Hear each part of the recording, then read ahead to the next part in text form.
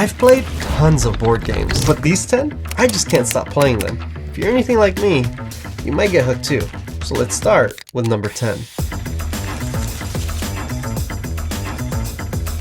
Sea Salt and Paper is a set collection game, where you will be drawing one card from the deck or from either one of the discard piles.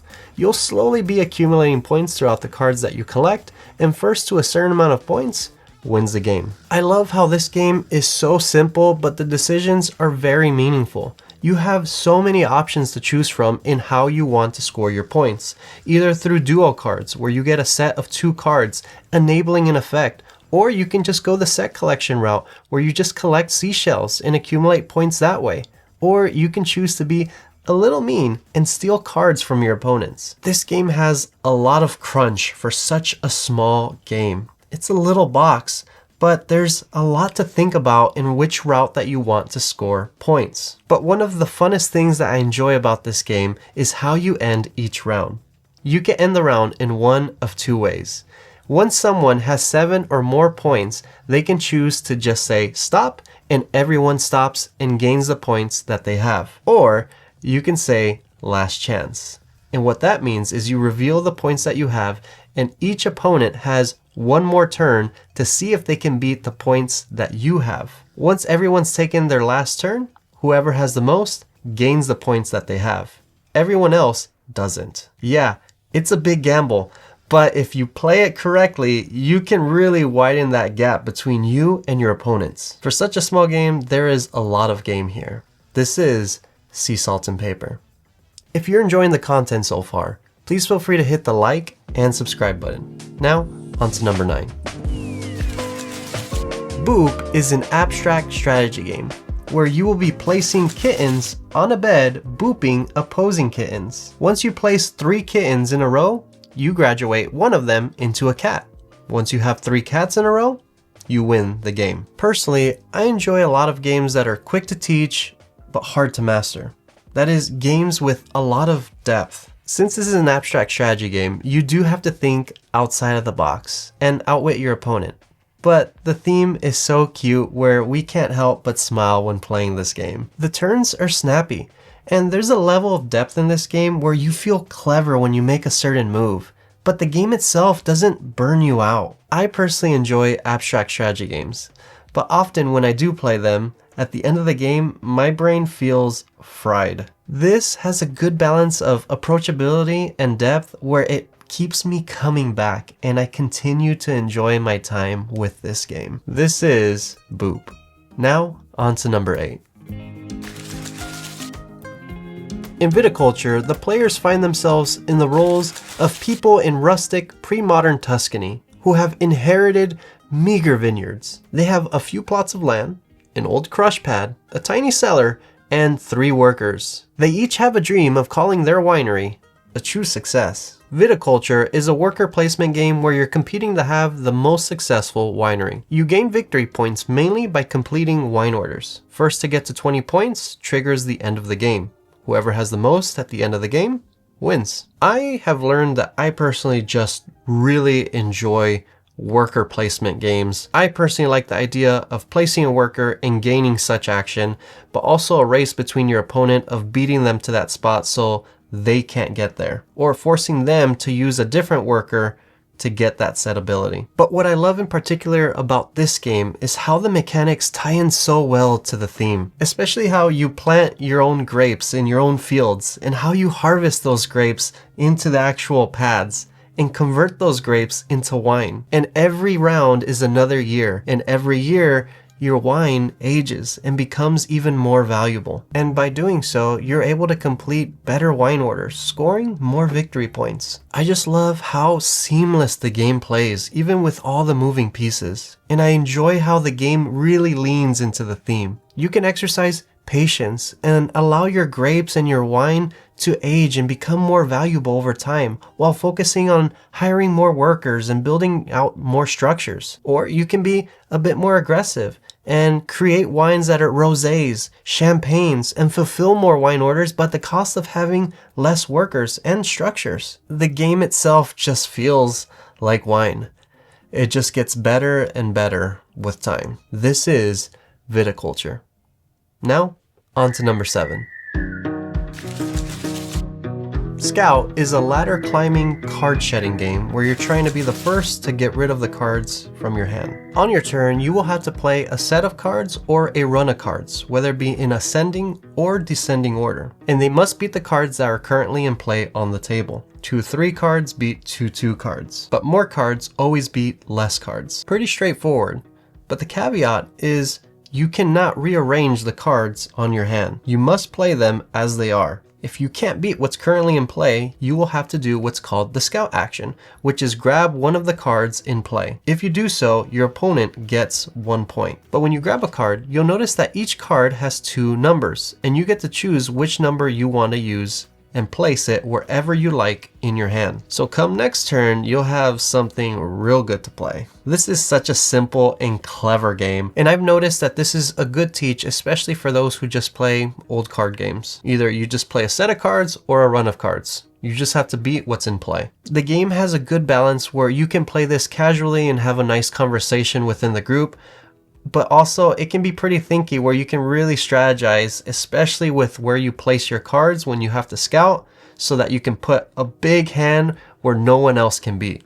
And if no one else can beat it and everyone chooses to scout, once it's your turn again, the round ends immediately. Once the round ends, everyone loses points according to the amount of cards they have in their hand, except for you, because you ended the round. Whoever has the most points at the end of a certain amount of rounds, depending on player count, wins. And that's Scout. Pretty straightforward, but such a good card game, and one that can be pulled out with all members of the family. Now, on to number 6.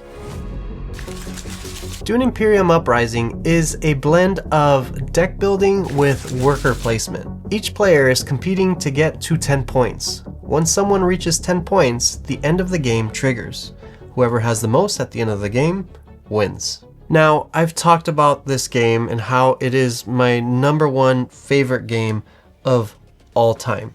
And yes, it's still that good. Dune Imperium Uprising just has that nice blend of strategy and tactics. This personally I think has the best elements of Eurogaming, which is the worker placement, resource management, but also with a fun twist at the end of each round where all the opponents meet together and fight for control of Dune. Each round is composed of multiple phases, and the phases just flow seamlessly. The game sings. It doesn't feel fiddly, it's smooth, it makes sense. And one of my favorite mechanics that are found in this version in comparison to the base are the spies. These spies allow you to place these little cylinders on certain spots where it gives you access to go there even if an opponent places their worker there. But once you use that spy leaves the board. So you want to make sure that you place those spies in key areas that you feel like will be very important later down the road. I just love this. It creates a fun meta within the game as you play with the same opponents and you start predicting which areas are important to them and how you can place those spies so that you make sure you have a spot there, as you know they're going to be going there later down the road. And the cool thing about this game is that you don't need to be into the Dune IP to enjoy this game. I wasn't, but the more I played it, the more it made me interested in the actual Dune universe, and I'm reading the book now. Yeah, it's a good one, and it's a game that I still get excited to play. This is Dune Imperium Uprising. Now, on to number 5. In Harmonies, you are building landscapes by placing color tokens and creating habitats for your animals. To earn the most points and win the game, you must incorporate the habitats in your landscapes wisely and have as many animals as you can settle there. I believe Harmonies is a nice, crunchy puzzle that feels approachable. I still love Cascadia, but I love how crunchy this game is, especially because of the limited spots you have available for your habitat. As you play further down the road, you'll have less and less spots to work with. And you have to choose wisely which tiles you want to grab, as you want to create the most effective habitat to score the most points. Each turn, you can grab an animal for your habitat, and these animals will have a deep influence on which tiles you want to grab for your habitat so that you can place these animals, thus scoring more points. The game plays quickly, and it's so easy to set up, which you'll notice is a recurring theme for me, especially with a lot of these games. That's important, as it makes them more approachable and just easier to get them on the table. This game just has a good balance of feeling like a nice relaxing puzzle, but also some good strategy to dig your teeth in. This is Harmonies. Now, on to number 4. In Compile, you are competing artificial intelligences trying to understand the world around you. 2 players select 3 protocols each to test. Play cards into your protocol's command lines to breach the threshold and defeat your opponent to compile. First to compile all 3 protocols wins the game. Compile is a very unique theme that I don't see often in games. But what I really do appreciate about this game is the variety of playstyles this game offers. At the start of each game, you get to choose which 3 protocols you want to work with, and each protocol comes with their own cards. The 3 protocols that you choose and the cards that come with it form your deck. And the game does a very good job to make each protocol feel different and in line with its actual theme. For example, if you choose the speed protocol, a lot of the cards that come with that protocol lend to that trait, where it encourages you to play those cards and play even more cards and be quicker than your opponent. And the game itself is a lane battler, where you're trying to score a certain amount of points on each lane to win that lane and compile that protocol. But I love how the 3 different protocols that you choose have their own traits, and it's interesting to see how they synergize with each other. Maybe you played 3 protocols that just didn't work well with each other. On the next game, choose a different protocol. See how they synergize. See how they combo with each other and help you to complete a protocol before your opponent. It's just a really interesting game, and one that I haven't gotten tired of, as there's a lot of variety offered within the protocols where it keeps each game fresh. If you're into 1v1 games where it's just in your face, you'll enjoy this game. But you can also match up real cool synergizing cards to like combo moves, and it just feels really satisfying as you're playing your cards. The game is small, it's quick, and there's a lot of replayability within this game. I'm not sure if this game will be in print any longer. It is still in stock, so if you're interested, I'd recommend to get it. Now, on to number 3. Star Wars Unlimited is a trading card game. It's a fast-paced, dynamic game that's easy to learn, but strategically deep. You can play this game with pre-built decks or construct your own. Personally, I've had a bad taste in my mouth with the latest Star Wars movies and shows that have come out, except for Andor. Shout out to Andor. But Star Wars Unlimited has felt like a breath of fresh air. Star Wars Unlimited allows you to mix and match your favorite characters from different eras of the movies, whether it be from the prequels, the original trilogy, and if you're into the sequels, that's fine. They have those as well. But the game itself, even if you're not into the theme, is extremely fun. The mechanics are simple. You play a card, exhausting the resources, which is your income or currency to play those cards, and you're trying to defeat the opponent's base. First one to do so wins. But your deck will be built according to the leader that you have in the base as well. Those 2 elements will really influence the deck that you build. And it's really interesting to see how you build a deck and how the cards synergize with one another, creating these beautiful combos that feel so good when played correctly. And there's even a competitive scene for this game if you're into that. Want to create a thematic deck based on the characters of Star Wars Rebels or the Bad Batch? You can do that. Or want to create a deck that mixes and matches other characters from different eras so that you can create the best possible synergies? You can do that as well. The possibilities are, well, unlimited. And the game itself is only getting better, as they're introducing new sets every few months, as the new set, Legends of the Force, is coming out in just a couple of months, where it'll be introducing new characters such as Qui-Gon Jinn. This is a game I just don't get tired of, and I always enjoy my time playing this game. It's quick to teach, easy to learn, but so much depth to this game as well. This is Star Wars Unlimited. Now, on to number 2.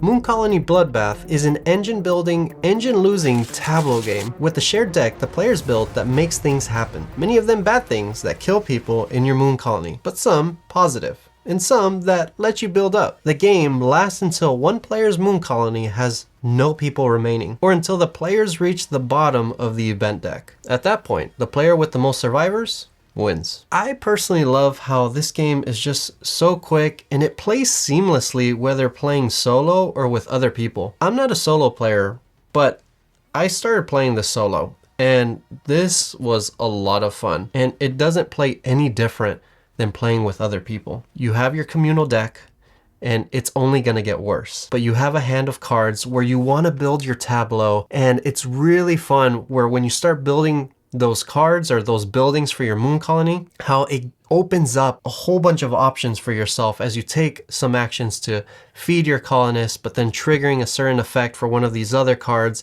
and it just creates this beautiful engine where you feel unstoppable. But it gets very bad very quickly. But the game plays so quickly where you just want to pick it up and play it again. It's a fight for survival. You just need to outlast your opponent. If you're able to just make it one more turn past your opponent, you could potentially win the game. But also, if you rather just race against the deck, you can do that. You can play it solo and see if you can make it to the very last event. If you do so, you win the game. The game is very simple, but there's just so many cool card combinations and synergies where you feel unstoppable. Although it doesn't last long, it has that nice pacing where you just want to play one more time, and just one more time, and you can do it. And the game itself has been really easy to teach in my experience with others.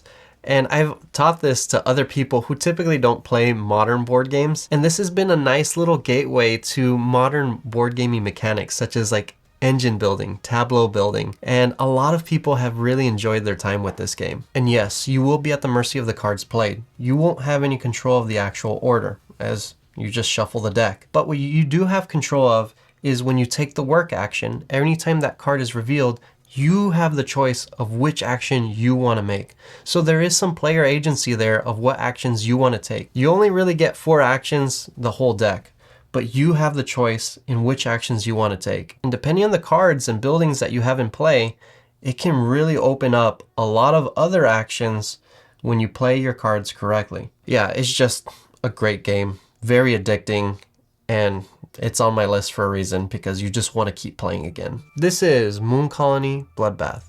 Now, on to number 1. Lost Ruins of Arnak combines deck building and worker placement in a game of exploration, resource management, and discovery. You will score victory points through defeating guardians, finding lost treasures, researching the lost temple, and many more ways. The game is played in 5 rounds, and whoever has the most at the end of the game wins. This game is my current addiction. This is an efficiency puzzle with worker placement and deck building elements. I think what I enjoy in particular about this game is that the moves that you have available are fairly straightforward. You only take one main action per turn. But there are so many ways in how you can score points, whether through going through the research track, or buying cards, building up your deck and scoring more points, or discovering new sites, finding lost treasures, getting resources, or defeating guardians. I just love the theme as well. It's just so Indiana Jones. And the thing with me is that I like to keep each game fresh and exciting. And when you discover a new site, you never know which tile is going to come up. And there's so many different tiles that can be placed. So it keeps things fresh, new, and also it keeps you on your toes as you're hoping to get a certain resource, but you know regardless it's going to be something good. And you also don't know which guardian's going to come up, which resources you're going to need to defeat it. Do you have to pivot, change your strategy, or just follow through with what you had planned? The game feels quick, it's snappy, but if you want to think about it, you can. But it just feels like a very smooth experience, and I just love this game for it. And the marketplace as well. If there are certain cards that you just don't like and you're never gonna buy, they eventually get thrown away at the end of each round. So it keeps the cards in the marketplace fresh, new, exciting, and you just can't wait for that new card to come up, as a lot of these cards, for the most part, are pretty good. In the base game itself, there are 2 boards. So if the first board is a little stale for you, you can just flip it over and it's a little bit harder, and it changes it up, keeps things fresh. You don't have to have the same strategy. Play something different, try something new. I love how this game encourages you to be bold, to discover, find new sites. Yes, you may not know what resources you'll get from the tiles that are flipped, but fortune favors the bold. That's how this game works. You know it's going to be good, and you know it will help you. And if the base game itself gets old and stale, there's 2 expansions that come in this game. I won't go into detail about them, but these expansions provide asymmetric leaders where you'll have your own little ability that other opponents won't have. And it changes it up, and it creates more possibilities to score even more points, go further up the research track, and create more combos. Even the latest one, which is the Missing Expeditions expansion, creates these even crazier combos with the 2 new leaders where it's super tricky. There's just so much to explore in this game, just in the base game itself. I love this game, and I have been enjoying exploring every nook and cranny this game has to offer, just in the base game alone. This is Lost Ruins of Arnak, and it is hands down the #1 game that I am addicted to. If you've made it this far, thank you so much for watching. And if you've enjoyed the content, please feel free to hit the like and subscribe button. What game are you currently addicted to? Comment down below. I'd love to hear it. And if you'd like to see more top 10 videos, check out my top 10 favorite party games here.